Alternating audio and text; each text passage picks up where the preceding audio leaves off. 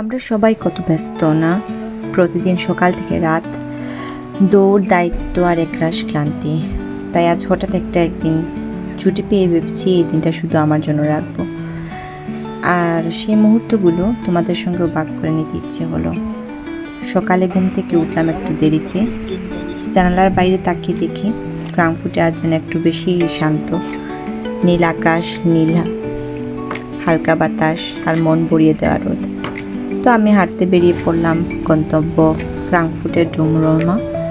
পুরনো এই জায়গায় মাঝে কিছু আছে যেন আমাকে বারবার টানে। তো কেউ ছবি তুলছে, কেউ গল্প করছে, আর আমি চুপ করে দাঁড়িয়ে দেখি শহরের গল্প শুনি, আমার নিজের ভিতরের কথাগুলো কেউ শুনি। তারপর চলে এলাম আমার প্রিয় কাফেতে।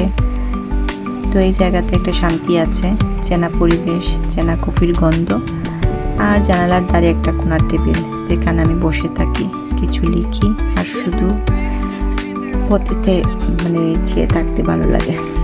তো আজকের দিনে কোনো তাড়া ছিল না, কোনো প্রজেক্টেশন নেই, কোনো সময়সীমা না থাকলেও আমার মনে হচ্ছিল এই সময়টাই সবচেয়ে গুরুত্বপূর্ণ, কারণ এটা আমার নিজের জন্য। তো আমাদের সবার জীবনে এমন একটা দিন দরকার যেখানে একটু ধীর হওয়া যায়, একটু নিজের সঙ্গে কথা বলা যায়, আর নিজের মনের মতো কোনো ক্যাফেতে একটু বিশ্রাম নেওয়া যায়।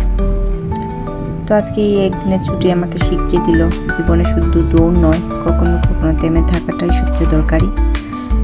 তো তোমাদের জন্য এই ছোট্ট গল্প রেখে গেলাম, জানি তোমরাও কখনো না কখনো এমন একটা দিন চাও। তো ভালো থেকো বন্ধুরা, সময় পেলে আমিও তোমাদের জন্য এমন গল্প আবার নিয়ে আসবো। আর ভালো লাগলে ভিডিও অবশ্যই লাইক এবং সাবস্ক্রাইব করে পাশে থাকবে। আল্লাহ হাফেজ।